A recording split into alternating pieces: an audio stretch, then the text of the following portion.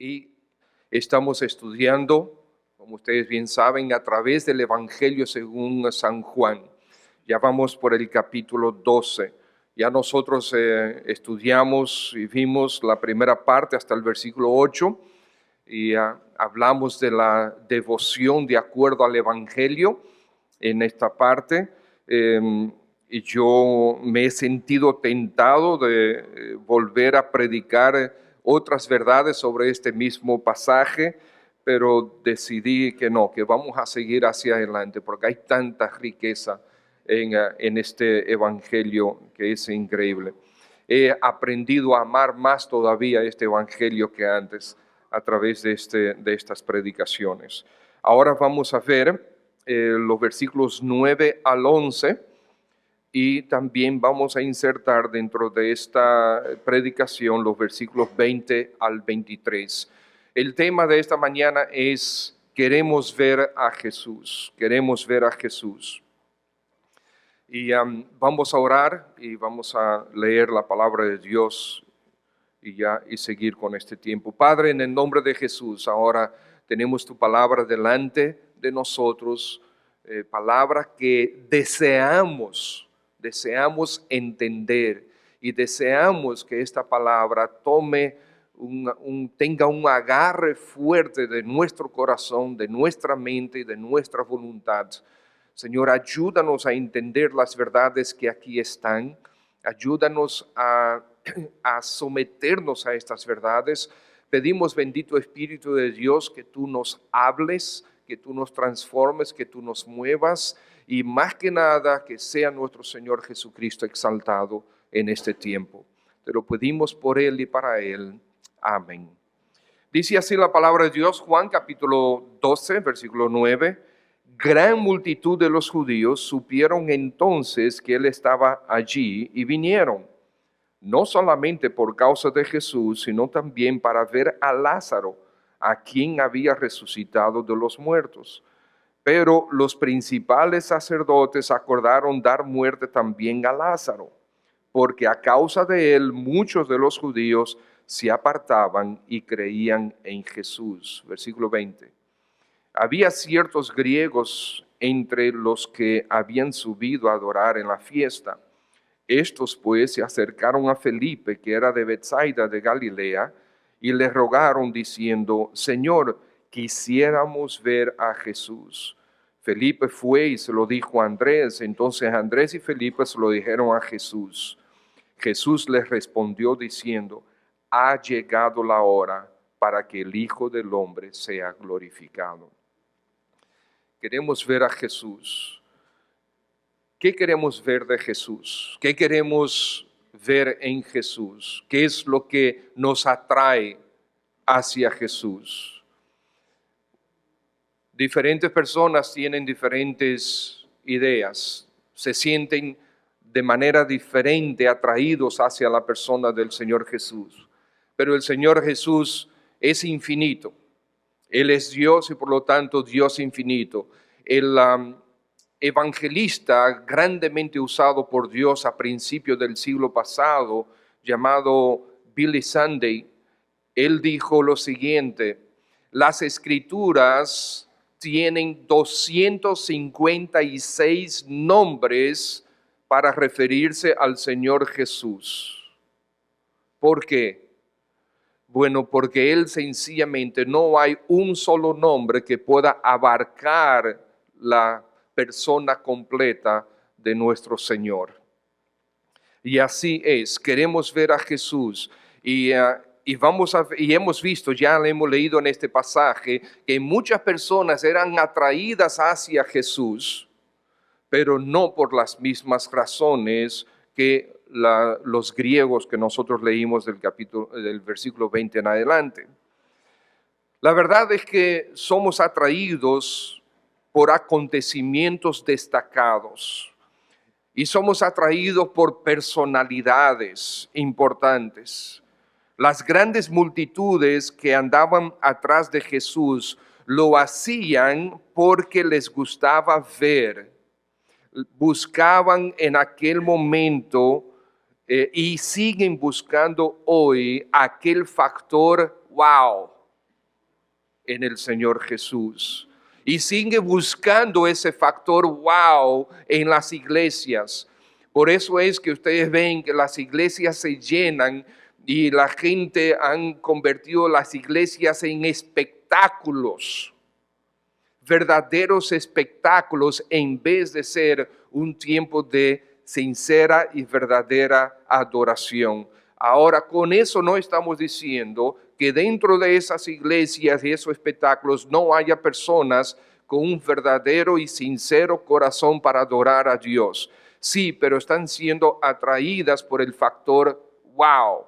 Wow, qué tremendo escenario, qué tremenda presentación, qué tremenda banda de música, qué tremendo edificio, ese factor wow. ¿Okay? Y así estaban estas personas también atraídas. Se había dicho que aquí hay una persona que ha resucitado a otro de 4 días de muerto. Jesús, el famoso Jesús, vamos a verle.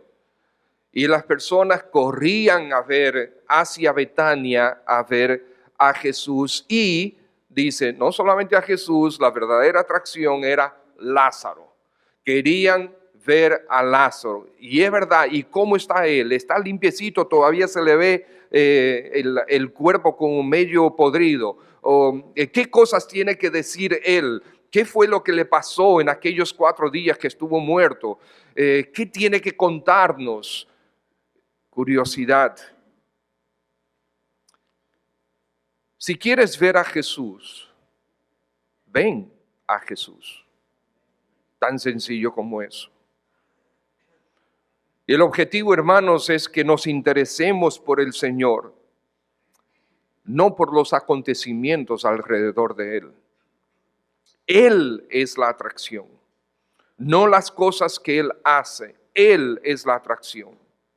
Y como Él es la atracción primaria, entonces las cosas que Dios hace, las obras que el Señor hace, son igualmente atractivas, pero no podemos invertir la importancia. Cuando Jesús resucitó a Lázaro, en el capítulo 11, nosotros vimos que Él rápidamente se fue de nuevo de Betania hacia Efraín y estuvo alejado de Betania durante un tiempo. No sabemos cuánto tiempo exactamente, probablemente unos días, probablemente un par de semanas, no se sabe exactamente cuánto tiempo.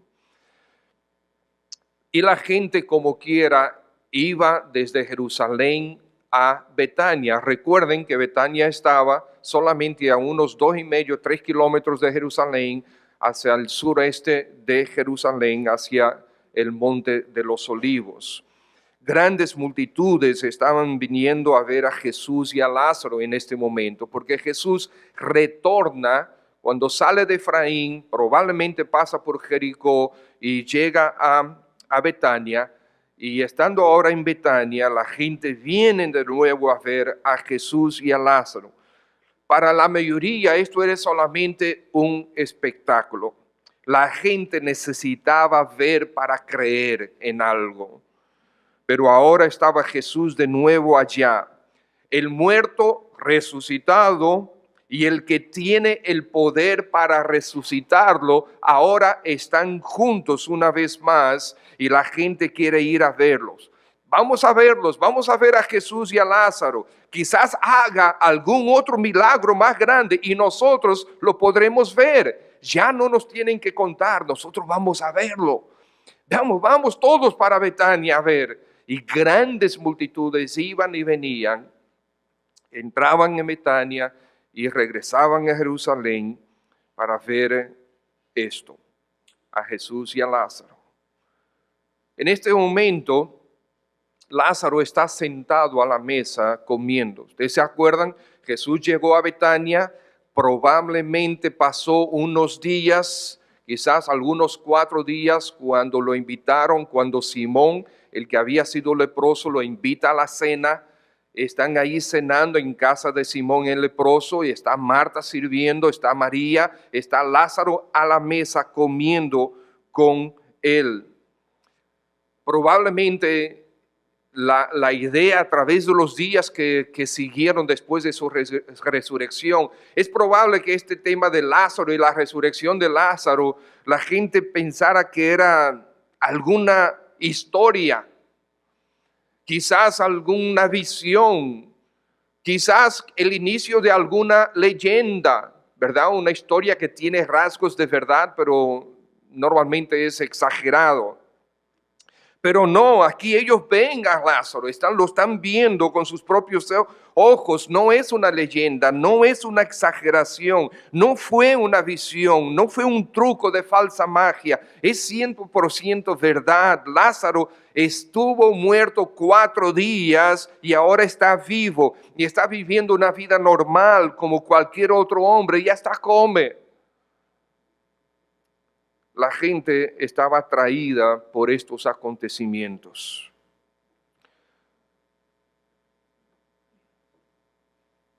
La voz sobre Cristo y sobre Lázaro seguía corriendo. El milagro de la resurrección de Lázaro fue el que realmente preparó la escena para lo que nosotros podemos ver desde el versículo 12 en adelante, que no vamos a tratarlo en este mensaje, que es la entrada triunfal. Esta situación, esta obra de Cristo de levantar a Lázaro de los muertos después de 4 días de muerto, toda esta gente viniendo a Betania, multitudes, dice grandes. Señores, una multitud es mucha gente. Grandes multitudes es mucha gente que venían constantemente a Betania a ver. Entonces, cuando finalmente escuchan que Jesús viene para Jerusalén, ellos ahora están listos para recibir aquello a quien ellos entendían que iba a ser el rey. Y entonces se cumple con la profecía de los salmos, el Salmo 118, 25, por ejemplo, que dice: Señor, te ruego que vengas a salvarnos, te ruego que nos concedas la victoria. Bendito el que viene en el nombre del Señor, desde el templo del Señor los bendecimos. En Zacarías capítulo 9, versículo 9 dice: llénate de alegría, hija de Sión, da voces de júbilo, hija de Jerusalén. Mira que tu rey viene a ti, justo y salvador y humilde, y montado sobre un asno, sobre un pollino, hijo de asna. Eso se cumplió, y se cumplió porque la resurrección de Lázaro y toda esta multitud viniendo a verlo, pues preparó ese escenario. La verdad es que la persona de Jesús sigue provocando gran impacto. Y si quieres ver a Jesús, míralo a Él, ven a Él. Por tanto, quisiera que veamos en primer lugar en estos versículos que leímos, ten cuidado con las grandes multitudes cuando su enfoque no es el Señor Jesucristo. No todo lo que brilla es oro. Hay muchas iglesias grandes, hay muchas personalidades, hay muchos nombres allá afuera y tenemos que tener cuidado. Uno de las bendiciones más grandes, pero que al mismo tiempo es de los males más grandes que tenemos hoy día, es el Internet. Y lamentablemente muchos nuevos creyentes y a veces viejos creyentes que tienen poco fundamento en la fe, se ponen a buscar en Internet, encuentran cualquier predicador y comienzan a escuchar a ese predicador y lo escuchan y lo escuchan y escuchan. Y a menudo, al yo conversar con algunos de ellos, me doy cuenta a quién ellos están escuchando. Porque hay ciertas enseñanzas que se infiltran, enseñanzas que no son de acuerdo a las Escrituras. Entonces se está usando poco discernimiento porque estamos siendo atraídos por los grandes nombres, atraídos por las grandes iglesias. Y no estoy diciendo que cada una de las grandes iglesias es mala. No, hay muchísimas que son buenas. Y ustedes saben que nosotros comúnmente y constantemente mencionamos al pastor MacArthur. Yo entiendo que él es uno de los más grandes maestros de las escrituras que el Señor nos ha regalado a nuestra generación. Yo realmente no estoy de acuerdo en todo lo que él enseña, absolutamente todo lo que él enseña, pero creo que es uno de los más grandes maestros. Y hay otros como él, muchísimo, algunos que son igualmente conocidos y otros que no son tan conocidos, que tienen grandes iglesias. Pero debemos tener cuidado con las grandes multitudes, porque su enfoque a veces no es el Señor Jesucristo, es el pertenecer a ese movimiento, a esa iglesia que está de moda. No importa mucho lo que estén predicando, pero ahí yo me siento tan bien. Okay, ahí tienen una música tan buena. Tú tienes que ir a ver, mira cómo esa gente adora a Dios. Entonces somos atraídos por cosas que no son el Señor Jesucristo. Y si el Señor Jesucristo es el centro, si el Señor Jesucristo es el que gobierna esa iglesia, pues amén, gloria a Dios. Pero a menudo en las multitudes encontramos una gran cantidad de desviaciones que debemos identificar, rechazar y aún señalar. Y a nosotros no nos da miedo señalar el error, ni a aquellos que llevan el error, y muchas veces lo hemos hecho cuando ha sido necesario.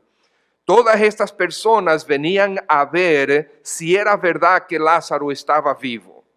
Muchos pensarían que era solamente la gente imaginándose cosas, otros pensarían que fue un comienzo de una leyenda, como mencioné, otros decían que sí es verdad, que él está ya en su casa, que vayan a verlo, y las multitudes iban y regresaban y confirmaban que esta historia era verdadera. Al ver a Lázaro, creían. Y el Señor Jesucristo le había dicho a Tomás, o le dijo más adelante a Tomás, bienaventurados los que creen y no ven. Ahora, el Señor hizo milagros, ¿para qué? Para que vieran. Lo hizo milagros para que vieran y para que al ver pudieran ser atraídos a creer. Pero los milagros en sí no producen fe. Judas presenció todos y cada uno de los milagros. El Señor Jesús depositó en Judas la confianza de llevar la tesorería de los discípulos. Ellos cuando recibían dinero, Judas guardaba el dinero para comprar para las necesidades de ellos. Y el Señor, conociendo el corazón de Judas, como quiera, le confió la bolsa del dinero. Y este hombre vio todo, absolutamente todo, y escuchó al Señor desde principio a final.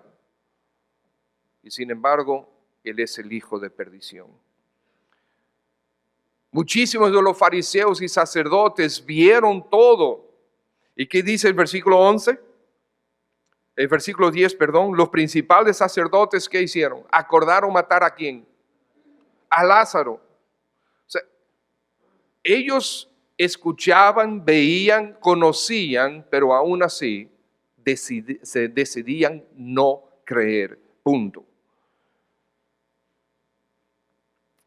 Muchos creían al ver a Lázaro, pero creían en el milagro. Creían las circunstancias y comenzaron a ver al Señor Jesucristo como si fuera una estrella con el que todos quisieran tomarse un selfie. Otros veían como que Él podía librarlos de los romanos. Otros como el proveedor para sus necesidades, las del pueblo. Otros como el que podía librarlos del sufrimiento, de la enfermedad y de la muerte. Muchos no lo veían como el Redentor de sus almas, como el Señor Dios dueño de sus vidas. ¿Cómo ves tú al Señor Jesús? ¿Quién es Él realmente para ti? ¿Qué te atrae a Jesús? Esas son preguntas que tú tienes que sinceramente contestar. Debemos recordar que Jesús es el Rey del universo. Él es el soberano de la creación. Él no le debe nada a nadie, ninguna explicación de nada, ninguna respuesta a la oración, ningún favor, ninguna sanación, ningún empleo, absolutamente nada nos debe el Señor Jesús. Cualquier cosa que Él sí nos dé es por pura concesión, de pura bondad, de pura generosidad, pero ninguna obligación. Y muchas veces la gente viene a las iglesias a buscar que se le dé. En la iglesia venimos a recibir el mensaje de salvación, el mensaje del señorío de Cristo sobre nuestras vidas, para que entonces Él nos use a nosotros para dar, no para recibir. El mejor y más maravilloso de todos los regalos ya lo hemos recibido, que es la salvación, el perdón de los pecados, la limpieza de toda nuestra maldad, la vida eterna, que la promesa de que pasaremos la eternidad en la presencia del Dios Todopoderoso, nuestro Señor Jesús. Ese es el regalo que ya recibimos. Por lo tanto, de ahora en adelante vamos a dar lo que de gracia hemos recibido. Entonces, en primer lugar, ten cuidado con las grandes multitudes cuando su enfoque no es el Señor Jesús. Cabe decir, sin embargo, para hacer justicia al texto, que dice que muchos sí creyeron, ¿verdad? Que muchos sí creyeron. En segundo lugar, ten cuidado, sí, de abandonar todo lo que te frena de ver a Jesús. Dice el versículo 11. Versículo 11 dice, pero los principales sacerdotes acordaron dar muerte también a Lázaro. ¿Qué tiene eso que ver? Es que los sumos sacerdotes, ¿quiénes eran? Este era el Sanedrín, era el sumo sacerdote y todos los sumos sacerdotes pasados, que de hecho eso es una violación a la ley de Dios, porque las escrituras dicen que en el Antiguo Testamento la ley de Dios decía que el sumo sacerdote era vitalicio. Esto significa que una vez un hombre era instalado como sumo sacerdote, él permanecía como sumo sacerdote hasta su muerte. Pero con los romanos querían mantener el control sobre los judíos y por lo tanto, para controlar a los judíos tienes que controlarles su religión. Y los romanos fue que establecieron que el sumo sacerdote duraba 1 o 2 años a lo máximo, y quien los cambiaba eran ellos, los romanos. Por eso es que había un grupo de pasados sumos sacerdotes y sus familias que componían este grupo de sacerdotes, ¿verdad? De los principales sacerdotes.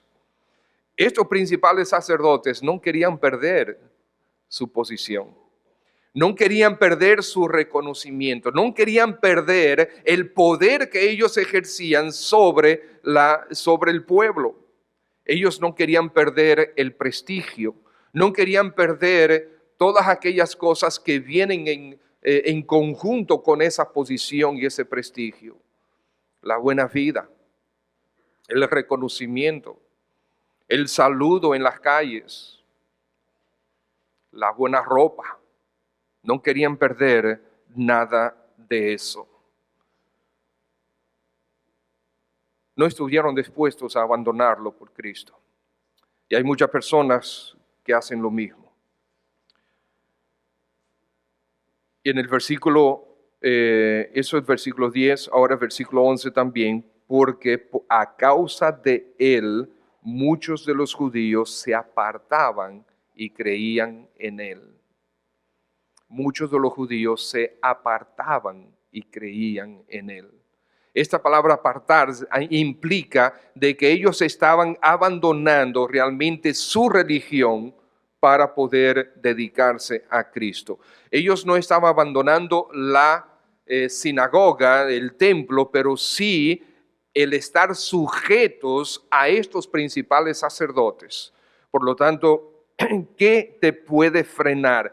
¿Qué cosas muchas veces frena a la gente de venir a Jesús?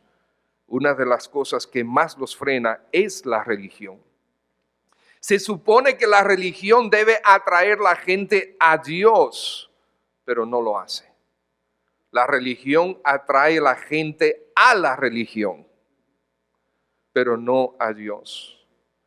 Y de muchas religiones convierten a Dios en un ídolo, en algo supersticioso, que si yo no hago, si yo no cumplo, ay de mí si no lo hago. Entonces utilizo diferentes mecanismos como instrumentos de superstición. Yo recuerdo que yo tenía un crucifijo que me lo colgaba en el cuello, y ustedes saben que hay muchísima gente que ponen crucifijos en los espejos del carro, y hay otros que ponen unas calcomanías, ¿verdad? Unos stickers en los carros o en las guaguas.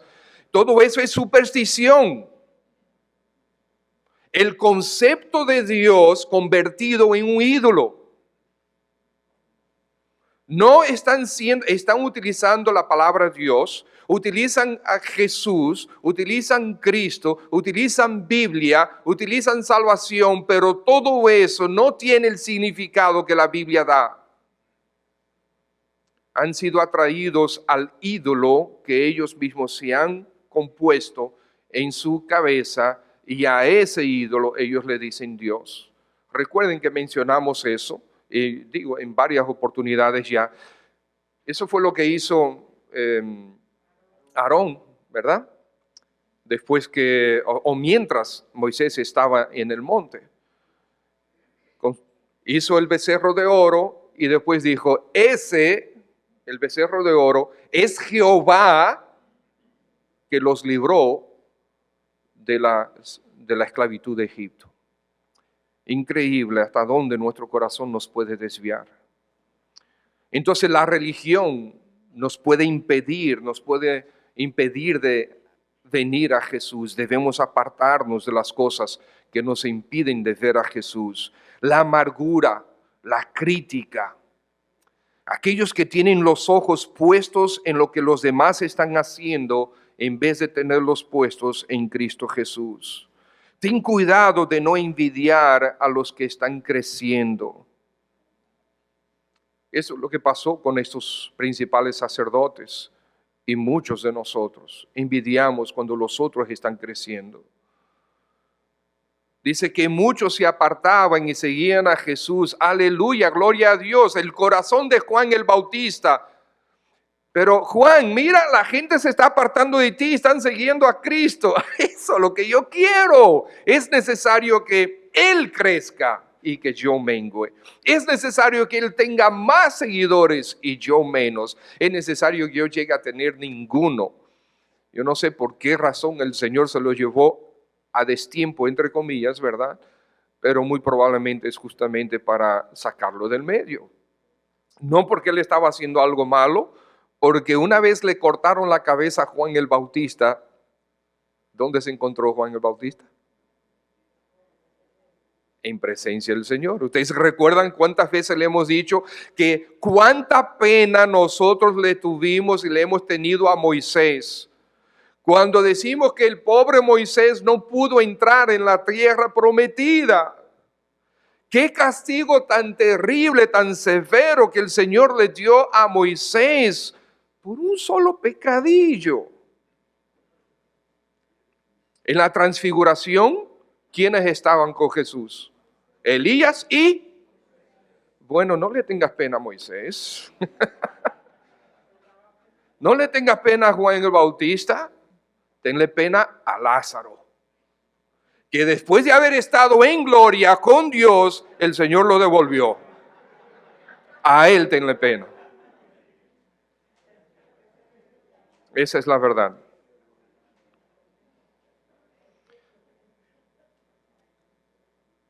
Se ha traído a Jesús a pesar de las amenazas, porque ellos amenazaron y si amenazaron matar a Lázaro, ellos tenían planes bien claros de qué querían hacer con Jesús, con Lázaro y los que lo seguían. ¿Por qué este odio hacia Lázaro también? Porque los principales sacerdotes eran de la línea de los saduceos. Y los saduceos, una de las fuertes enseñanzas de ellos es que ellos se oponían a la resurrección, no creían en la resurrección. Ellos eran la línea liberal de la teología. Y entonces cuando decían, no, que Lázaro resucitó de los muertos, si fuera verdad, toda su teología se cae. Y ellos pierden la esencia de su teología y pierden la esencia de su posición. Son considerados unos engañadores, porque si es verdad que Lázaro resucitó después de 4 días, no después de 3, sino después de 4 días, entonces todo lo que yo he enseñado se me desploma. Y este hombre es objeto de que la gente crea que él resucitó de los muertos. Vamos a matarlo para ver si es verdad que va a resucitar. ¿Entienden? Todo esto es el corazón malvado del hombre oponiéndose a Cristo y tratando él mismo de crecer. Los hermanos aquí en la IBC, como todos los creyentes, tenemos luchas con nuestra carne. Hermanos, por favor, estoy viendo que hay muchos jovencitos que se están saliendo. No permitan eso. No permitan que ellos salgan y entran, salgan y entran. Mantengan a sus jovencitos ahí a su lado. ¿Ok? Los padres, por favor, perdonen que los diga de manera pública, pero no hay razón alguna para que estos jóvenes se levanten y se vayan. ¿Ok? Que se aguanten. Yo también tuve hijos de esa edad y se aguantaban ahí y cruzaban las piernas y se amarraban un nudo en las piernas para no ir al baño porque tenían que ir al baño antes de. ¿Tiene sed? Aguántese, usted no se va a morir de aquí a... Ni que el pastor predique 2 horas, usted no se va a morir. Okay, aguántese ahí, okay, y atienda a la palabra y escriba lo que el pastor está diciendo. Amén. Bien, seguimos. Nosotros tenemos luchas con nuestra carne, con nuestros apetitos, pero gloria a nuestro Dios. Nuestros hermanos aquí en la iglesia se esfuerzan por agradarle. Ustedes buscan honrar y exaltar al Señor y les animo, amados hermanos, que lo hagamos aún con mayor fervor, porque nuestro Señor es digno de todas nuestras fuerzas. Nos gastamos las fuerzas en trabajo, en todo tipo de cosas, nos desgastamos, ¿verdad? Como dijimos el otro día, el domingo pasado, hablando de nuestra devoción al Señor, ¿cuándo es que vamos a entregar realmente nuestra vida al Señor, nuestro servicio al Señor? Cuando ya estemos viejitos y cansados, cuando todas las mañanas en el desayuno tenemos que tomar 17 pastillas para poder cruzar hasta el mediodía. Ahí es que nosotros decimos, ok, Señor, ahora tú eres digno de mí. No, amados hermanos, con mayor fervor debemos seguir creciendo en fervor para servirlo. Como dijo el apóstol Pablo en 1 Corintios 9, y esto hago por causa del evangelio, para hacerme copartícipe de él. ¿No sabéis que los que corren en el estadio, todos a la verdad corren, pero uno solo se lleva el premio? Corred de tal manera que lo obtengáis. Hay premios para cada uno de nosotros. Esta es la carrera donde si tú corres bien, tú ganas. Todo aquel que lucha, de todo se abstiene, de todo se aparta, de todo se abstiene. Ellos a la verdad para recibir una corona corruptible, pero nosotros una incorruptible.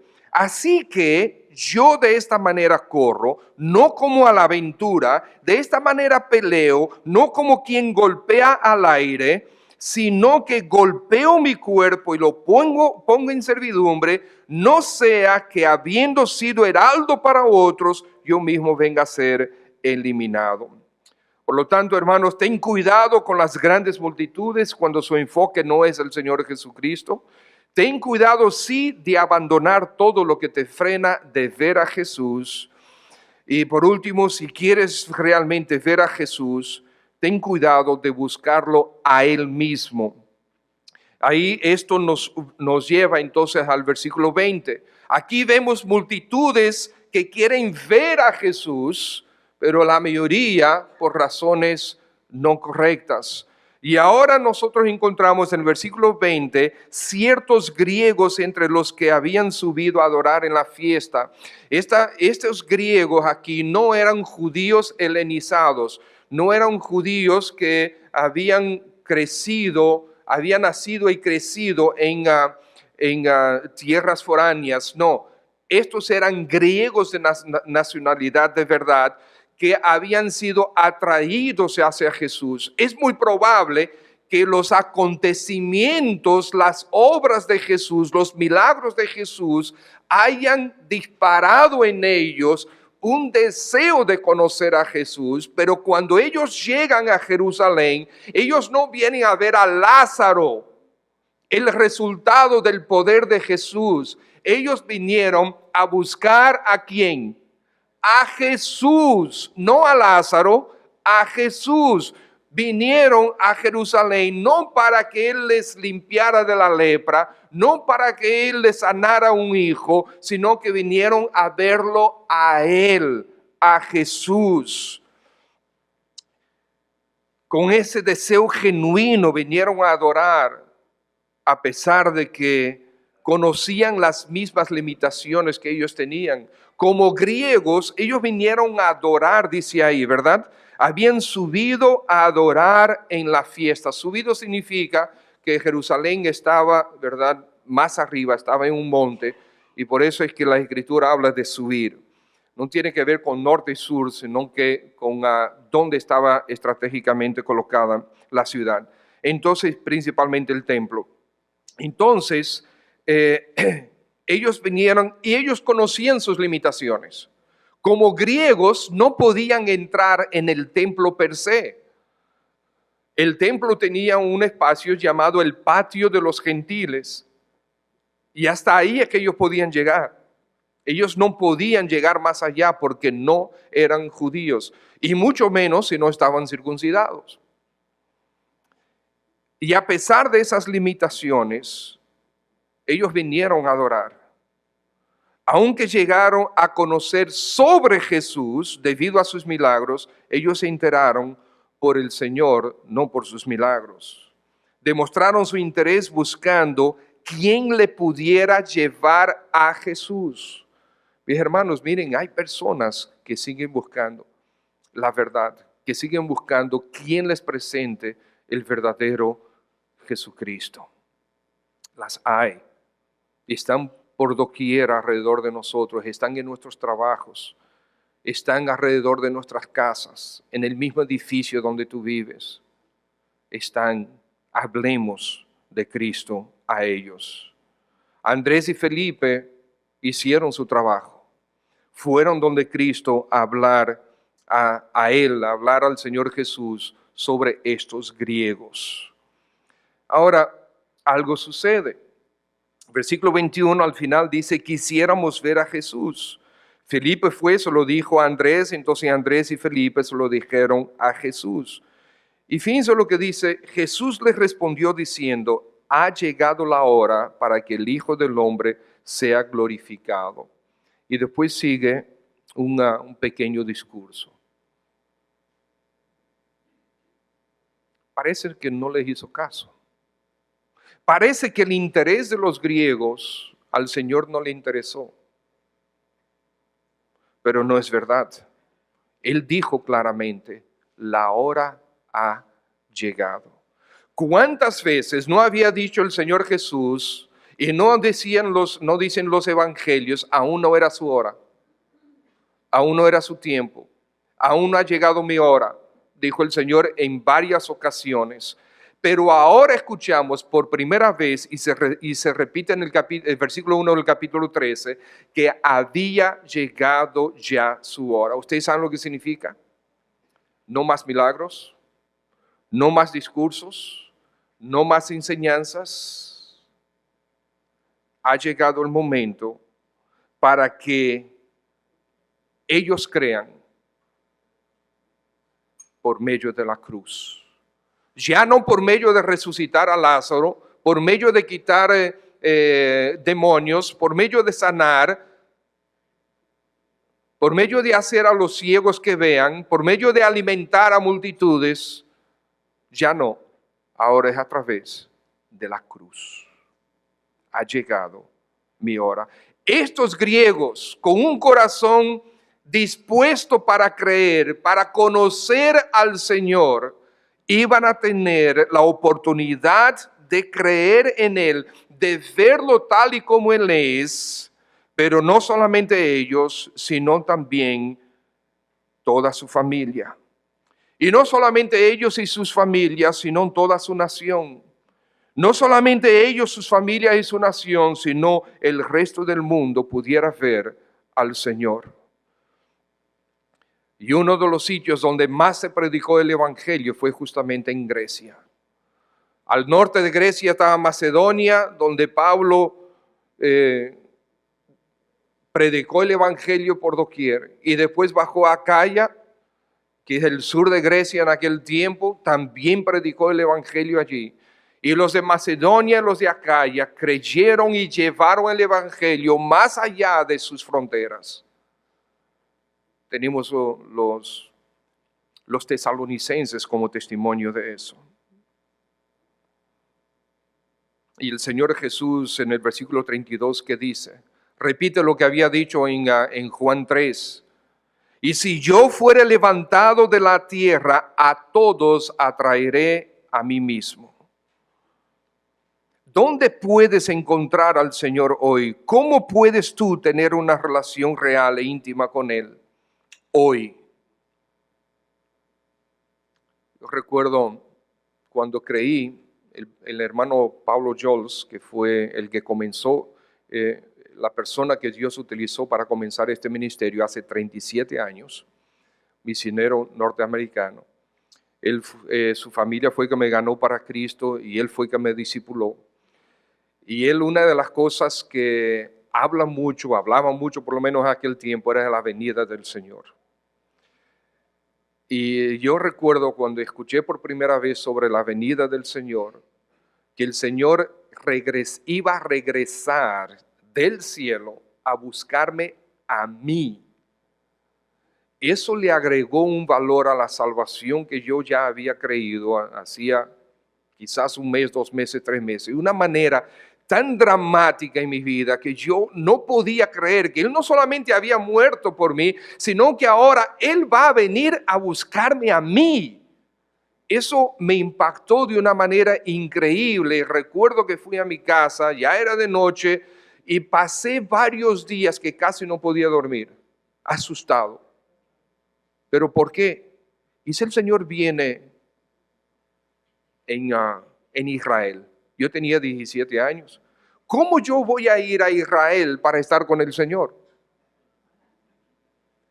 Peor todavía, y si el Señor viene en Brasil, y ahí hay un montón de gente que dice que es el Cristo, y si yo voy detrás de uno que no es. Estaba asustado durante varios días, y yo pensaba que el hermano Pablo no tenía respuesta a esas preguntas que yo me estaba haciendo. Entonces no quería ponerlo a él con las mismas dudas que yo tenía. Hasta que finalmente me venció y le pregunté, y él me llevó a la palabra. Qué glorioso, hermanos, saber que el Señor Jesús ni se va a equivocar con nosotros, ni nosotros nos vamos a equivocar con Él. Él va a venir a buscarnos. ¿Quieres ver a Jesús? Encuéntralo hoy en su palabra.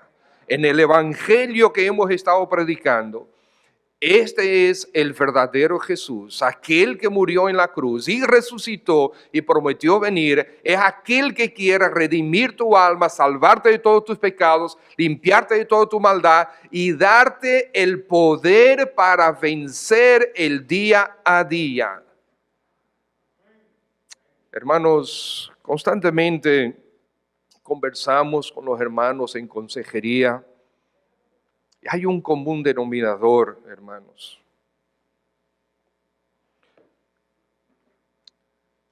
¿Estás estudiando las Escrituras? ¿Cómo están tus devocionales? ¿Qué estás haciendo ahora mismo para tu devocional? Para tu tiempo de meditación en las Escrituras y oración. ¿Qué estás haciendo? El común denominador es: bueno, pastor, ahora mismo no estoy haciendo mucho.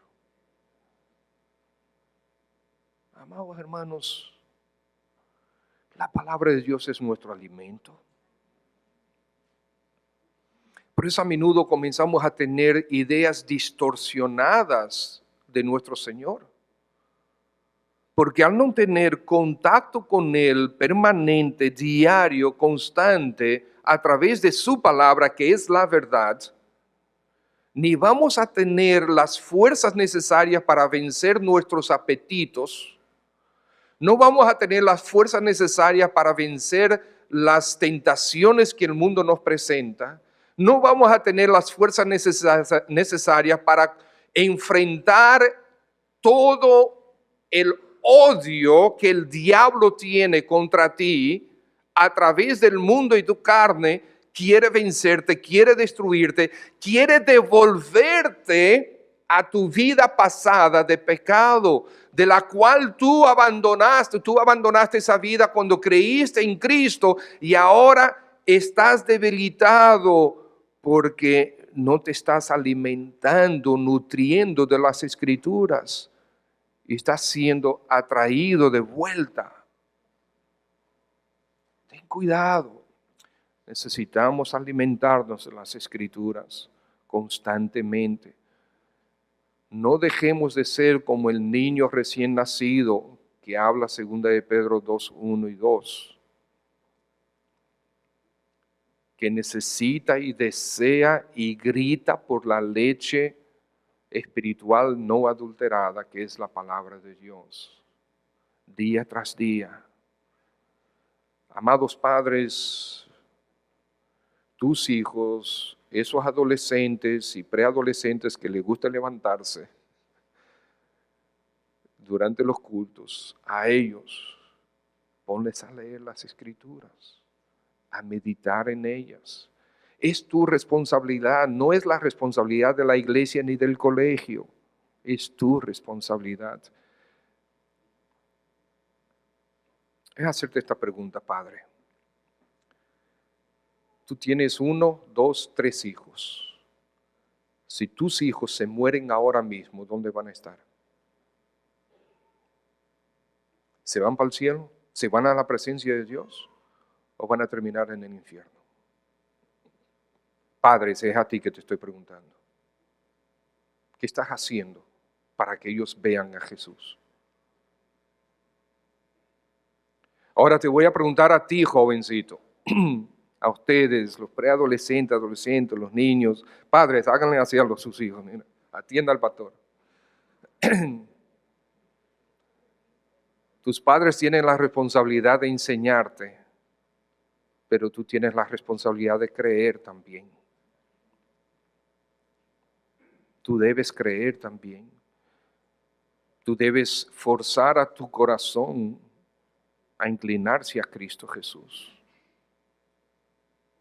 Vamos a orar. Padre, en el nombre de Jesús, te damos gracias por Él y por tu palabra. Te damos gracias, Señor, porque tú nos has dado el gran privilegio como iglesia de haber creído tu verdad, Es tu gracia, es tu amor, es tu bondad, es tu misericordia para con nosotros. Nosotros estaríamos completamente desviados como lo estuvimos antes de que tú nos trajeras a Jesús. Es un glorioso privilegio de que en esta iglesia podamos predicar a Cristo y a Él exaltado. Es un gran privilegio que podamos creer en las Escrituras como tu palabra infalible, verdad, desde punta a punta, desde la primera letra a la última letra. Es tu palabra verdadera, poderosa para alimentarnos, fortalecernos y transformarnos. Es tu verdad sobre nuestro Señor Jesús en cada página. Oh Dios, gracias por eso. Ahora te pido por aquellos que están presentes, que todavía no han tomado la decisión de entregarse a Cristo para salvación. Sabemos, Señor, que la salvación no es obra de hombres, sino tuya. Pero ellos tienen que creer. Tú tienes que creer, la salvación es de parte de Dios, pero tú tienes que creer, estimado amigo y amiga. Jovencito, jovencita, adulto, caballero, dama. Hay algunos de los hermanos que tienen muchos años con nosotros y a veces yo converso en conversaciones con algún que otro hermano. A veces me preocupa si realmente han creído que Cristo es el Salvador. ¿Por qué tú vienes a la iglesia? ¿Es por causa de la iglesia? ¿Es porque tú te sientes bien aquí? ¿O porque realmente Cristo es tu Salvador? Si no te has entregado a Cristo, este es el momento. Es una buena oportunidad que Dios tiene para ti. Si deseas, queremos ayudarte. Si deseas recibir a Cristo como tu Señor y Salvador, déjame ver tu mano. Levanta tu mano ahí en tu asiento y nosotros queremos. Yo voy a orar por ti. Si deseas hacerlo, que no te dé vergüenza, levanta solamente tu mano, yo quiero orar por ti y después estaremos orando contigo también. ¿Hay alguien? Sí, levantaste la mano, ¿estás levantando la mano? No, ok. ¿Alguien? Si levantas la mano, muy bien. Estimados hermanos, nos vamos a alimentar de las Escrituras. Padre, ayúdanos, muévenos, glorifica a Cristo en nuestras vidas. Te lo pedimos por favor. Amén.